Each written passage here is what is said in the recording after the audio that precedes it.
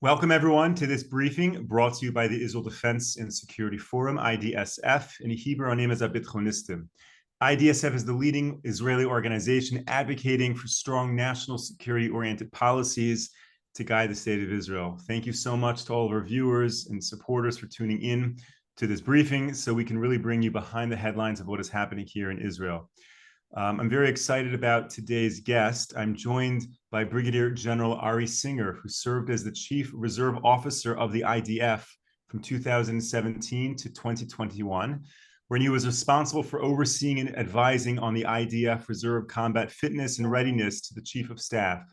He also dealt with legislation and policies that impacted the recognition, compensation, and welfare of the reserve soldiers in the Army, the Department of Defense, various branches of the government, and the Israeli parliament. He is also, of course, a member of IDSF. General Singer, thank you so much for joining me today. Thank you for having me. It's a pleasure. Wonderful. So, we have, as we proceed with these briefings, we're always asking our viewers what type of topics should we cover, what haven't we spoken about, in order to really provide an in-depth understanding of this war. And there's one topic that people keep saying you got to talk about it, and that's the ultra-Orthodox issue with regards to Army service. So, General, it's great to have you on because you are absolutely an expert in the issues of the manpower within the IDF and all of those issues. So please take it away. Can you kind of give us a background about the war, the fronts that are being fought, and the issue of service in the IDF? Okay, let's start with a one-liner on the different fronts, because I think one of the most interesting fronts that people don't usually talk about is the internal front. In other words, what's happening in the Israeli society. So first, that we're in a period of uncertainty, and the war was quite intense until about a month and a half ago. Changing, the focal point is changing. I mean, in Gaza, we're doing mopping up operation, which isn't really mopping up. And there's a big question of how to deal with humanitarian aid. I think it should be in return for humanitarian aid for the hostages, which is not happening. On the northern front, we're in as a limited conflict, but we're actually whitewashing the term because we're very, very close to an escalation of a full war, which can happen by some miscalculation. In Judea and Samaria, they're very big, their accomplishments, but again, we're on the next week we're going to start the Ramadan, and usually that's a very, very tense period. So actually, we're in a period of a real period of uncertainty. And if I had to give a headline of what's going on, is that how do we turn tactical accomplishments into strategic gain? And that's one of the big challenges that we have. We decided we'll talk about the internal front, what's happening inside the army, but first we have to understand on what foundations was the IDF built on. First, there was built on a small regular component and a large reserve component. It's one army that fights together, and in the past years, the mix between the regular component and the reserve component has become much, much greater. The second foundation was quick mobilization. In other words, the regular army has to hold the fort until the reserves arrive. The third foundation is that it's a people army. In other words, everybody serves, or at least that's what's supposed to happen. What happened over the years? First, the IDF downsized. Second of all, the IDF mistakenly thought that the era of big wars have ended. And I think the Russia-Ukraine war should have been a wake-up call, not only that we're talking about high-intensity wars, but we're also talking about long wars. And the small regular component isn't enough. If we take the average combat soldier in Israel, he did up till now close to 130 days of service. And now he's going to, until in 2024, he's going to do another at least 40 days. As a result, left in the past few years, less and less serve in the military, and a big percent of population isn't drafted. And if I can divide them into three types of people who who weren't drafted is people who have a very low mark on their aptitude test, which is skills, abilities, and suitability. The second, low psychological profile. And one of the problems, you can go to a psychiatrist and then get a false certificate that you're not fit for the Army service. And the third is the Ultra-Orthodox, which we talked about before, which you mentioned in your opening question. Now, the Ultra-Orthodox, let's try to see, I mean, for people who don't know really what they are, I mean, what turns the Ultra-Orthodox into Orthodox? So first, the Israeli term for Ultra-Orthodox is Haredim. If you give a direct translation, it means people who are terrified. But actually, it means the people who have extreme fear for God. And as a result, they see a contradiction between them going into the army for two reasons. One reason is because they believe that learning Torah, sitting and learning Torah, is something which is as important as people who are fighting in the battlefield. And the second is that they feel that the army atmosphere is something which is very difficult. It'll be very, very difficult for them to serve in an army which is a secular army. They have, if try to find some characteristics about them. First, they're, aside from being ultra-Orthodox, they have big families. As a result, and they're growing a percentage of they're a bigger and bigger percent of the population. In many ways, since many of them live on welfare or some sort of welfare, they can be a burden on the economy. Their scholastic skills, on one hand, math and English and science, are quite low, but on the other hand, they sit and learn all the day. Many of them are geniuses, and what we found also in the army is their ability to close the gap very quickly. And I think one of the most important points is they have a very critical look on Zionism. In other words, many over history, when we're talking about in Europe and before World War II, many of the Zionists weren't observant Jews, and some of them were just the opposite. In other words, they looked down on observant Jews. So that's a tension we've been living with for many, many years. So that's, in a nutshell, what the Haredi, what does it mean to be a Haredi? Now, as a result of the war, we're going back to the war. There's a necessity for more soldiers. There's a term in Hebrew which I disagree with, is we have to divide the burden equally.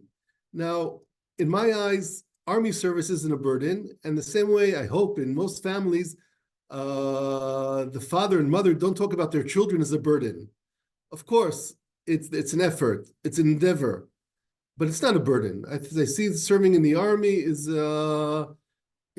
I'm proud of my service in the army, and my children who serve in the army are proud. And I think we're very, very lucky and privileged that we can serve in an army. Yes, it's an effort. Yes, it takes its toll on family life, on my business life, but it's definitely not a burden. But again, we have to, in the Israeli society, know how to divide the effort in a much fairer than what is up till now. And we can't forget that before the 7th of October and the 6th, we were still a very, very divided society. So that's, and now there are two issues that are coinciding. One, the IDF needs more soldiers. In other words, if up till the 7th of October, the question is if the army really wants more ultra-Orthodox in the army or not. Now there's no question if they want or not. It's a necessity. Now, to make things so that's one thing that's happening, but the other is for the past 25 years, there have been rulings of the High Court of Justice to solve the problem, and there were over the past 25 years, there were many laws that were made by the government, which somehow favored or somehow gave the opportunity for the ultra-Orthodox not to serve. All these laws were annulled by the Supreme Court or the High Court of Justice in Israel, and it's been a ping pong going back and forth for the past 25 years. And now, actually, it should have been in October. They had to come up with a new law. Of course, it was postponed now to the end of March. So, in other words, we have these two things, two issues which are coinciding. One is the necessity for more soldiers, and the second, the ruling of the High Court, which the government has to prepare a new law, and that's bringing politics in, which makes it much more difficult. Okay, is there any more questions or more specific before I go on to what I think is the solution? Well, why don't we hear your solution, and then I'll bombard you with questions. Oh, you're going to bombard me with questions. I should have put my ceramic vest. Bombardment. Okay. So, first, I think there's a social, in other words, it's social change. It's a paradigm change. It's a paradigm change that also the ultra-Orthodox has to do, and the army and in Israeli society. I think you can't push a social change, and it can't be done with hand wrestling. In other words, it's something that has to be. You have to build on. It has to be built on trust. Now, one of the things when I forgot of when we're talking about one of the foundations of the IDF is that there won't be any segregated units. In other words, it was very easy, thinking of all the different types of Jews that came to Israel in 1948 to build an army unit for these type, and an army unit for that type, and an army unit for the left, for the right, for the religious, for the non-religious, for those who are Jewish or for those who are not Jewish. And Ben-Gurion insisted that the army will be one army. There won't be segregated, or at a principle, there won't be segregated units. I mean, now in the American army, in the British army, there were once segregated units. The only countries that I know that have segregated units are Myanmar, Sudan, and Lebanon. We don't want to be at all like them. So we have to learn how to live together. I agree that Torah learning is important. I learned in yeshiva. I'm Orthodox. There are sometimes challenges to keep the different Jewish laws, but I think that the army, when I look at what I experienced and my children experienced, at the end, you can solve any problem with goodwill. So first, I think the main the solution will need mutual trust. Mutual trust means that first to be transparent, and second of all, look with a favorable eye on the needs, everybody of the needs of the other. The army has to be. In 1948, the army was supposed to be a melting. They talked a melting pot. What's a melting pot? You take many different ingredients, stick it into a pot, and turn it into one. No, the army isn't a melting pot. The army has to be a mosaic. In other words, we have to take the different colors and different shapes of everybody and make sure that the picture that we make from this mosaic is coherent. So, as I said before, social changes take time. It can't be like a pregnancy takes time. You can't say, okay, let's rush it, and after 6 months, we had enough. We have to make very different types of service, different types of ultra-Orthodox. Now, when we say ultra-Orthodox, when we say Haredim, it's not, there are many different types of Haredim. There are people who are more Hasidic and they're more who came, or we call them misnag, and we're not going to get into the nitty-gritty of the Haredim. It's not just one type. There are many, many different types. And for the different types of ultra-Orthodox, we have to build different types of service. It takes time. I think the physics are in our favor, as long as we don't let too many politics into this whole story. And I think the army grew up. I think the Haredi community is growing up, and since there is a necessity, and it's something which is so obvious, I think we'll be able to make it work.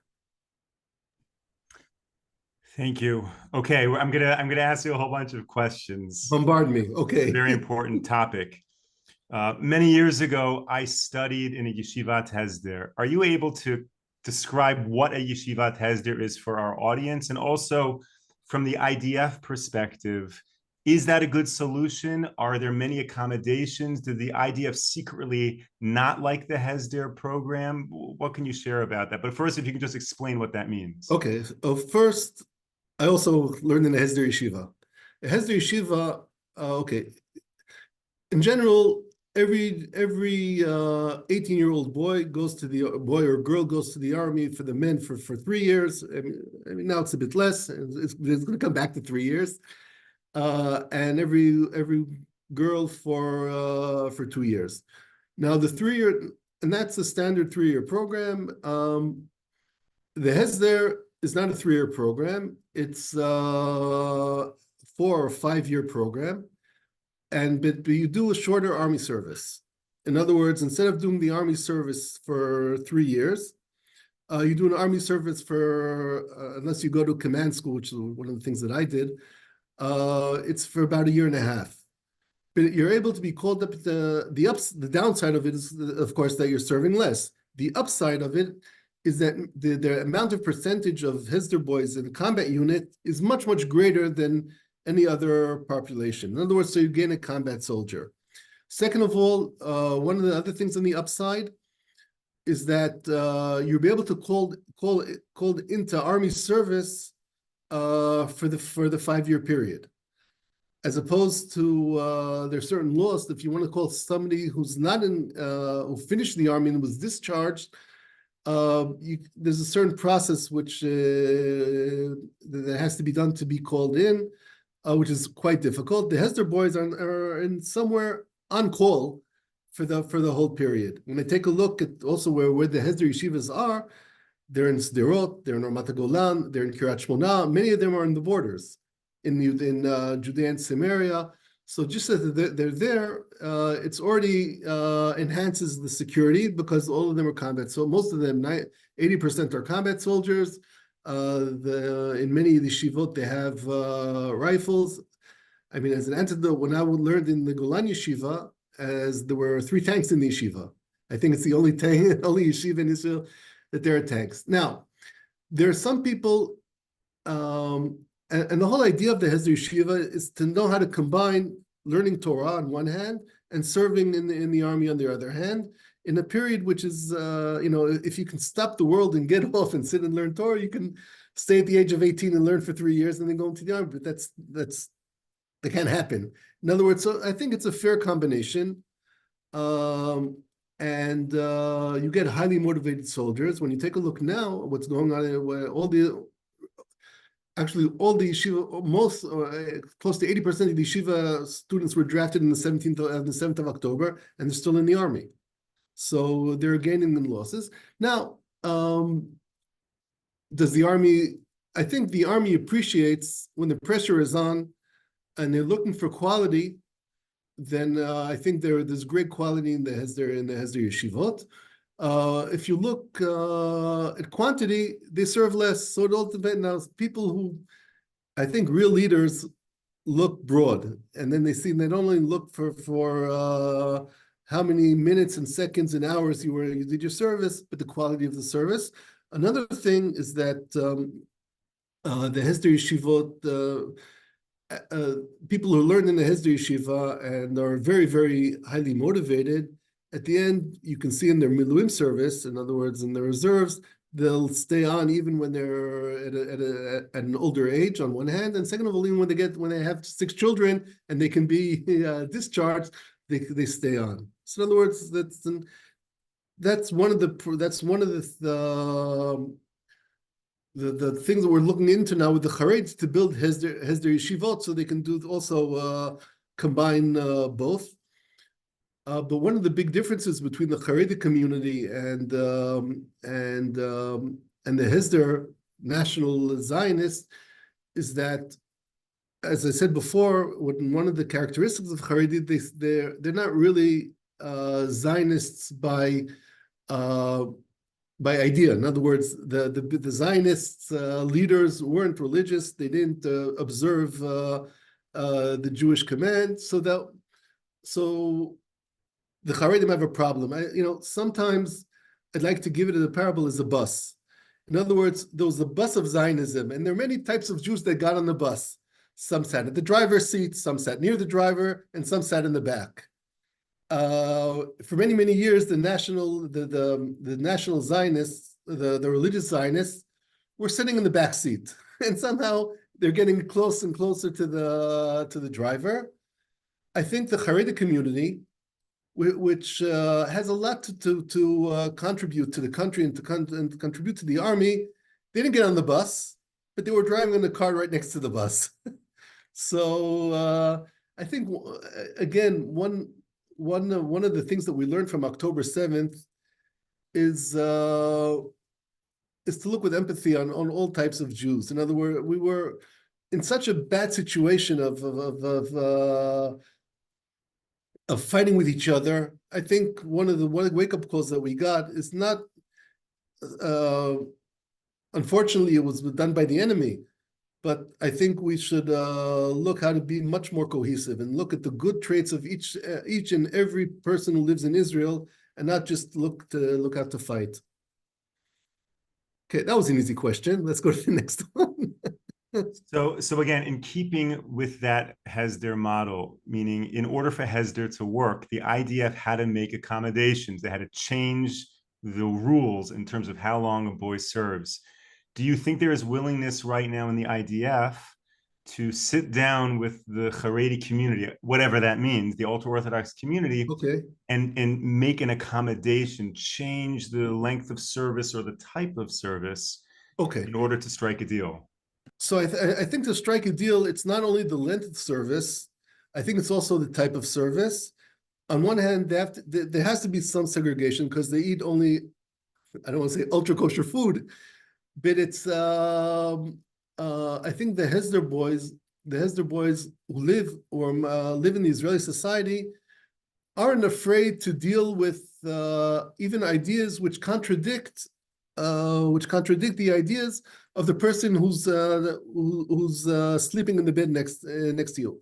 The Haredi, many where they're living in very close-knit communities. Most of them never even spoke to a non-religious, a non-Haredi person. There are issues of modesty, issues of culture. It's not only the question of the amount of time, but the environment that we build. And I think we have to build many, many different environments. There is a battalion of Haredi soldiers, which is called Netzach Yehuda, which is a very good battalion. There are some companies in Givati and some companies in Tzanchanim, and I think the way it should be also in the armed forces. We're talking about building a company. There are some Haredi who because of we're not going to get into because of their lifestyle, chances are they're going to be drafted into the army at an older age after they're married. Here we have to find some other accommodations. In other words, build them a service where let's say there'll be drivers of trucks. It'll also give them a profession. There are many, as I said before, since they can learn math and English very, very quickly. There are some who will serve in day jobs in intelligence. In other words, we have to build. It's not one size fits all. It's not take all the Haredim and make one make one type of service. No, we're gonna have to have a deep appreciation and deep understanding of the ultra-Orthodox community, and we're going to have to build many different types of service to accommodate the different types of Haredim. It's simple. You just need goodwill. If we have goodwill on our side, goodwill on the Haredi side, stick in the necessity, and hope that it's possible. I mean, I've been working on this for many years. Again, with goodwill, everything with goodwill and trust, and since like everything in life, there'll always be mistakes done. From mistakes we learn, and it's legitimate. That's life. Not to do the same mistake twice.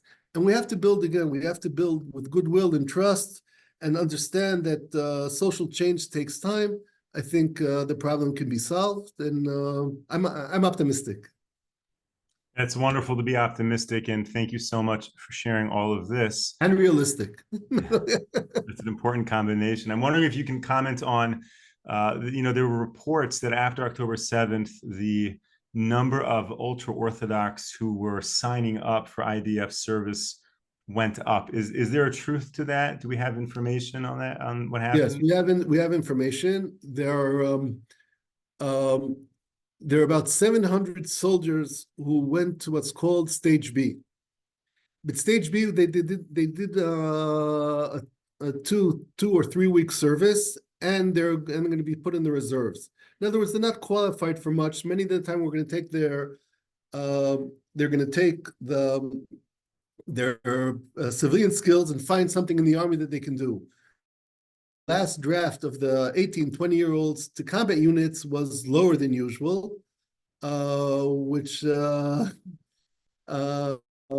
it's upsetting. But many people say, okay, what's it worth if a guy went 2 weeks to the army? What kind of soldier can he be? But that's looking at quantity and not at quality, because this soldier came home. In the weekend, he came home with a uniform. His children saw him in uniform. His neighbors saw him in uniform. He feels that he wanted to serve in the army. That can be a start. In other words, one of the things that we're going to have to do is that army service is legitimate for a person who's not sitting as some in yeshiva and learning. And there even today, there's so many a vast percent of the Haredi who don't sit and learn the whole day. It's difficult to sit and learn. It has to be. We have to turn this service to something which is legitimate. So even though it's only 2 weeks, I still think it's worthwhile. For sure. Brigadier General Ari Singer, thank you so much for sharing all of this.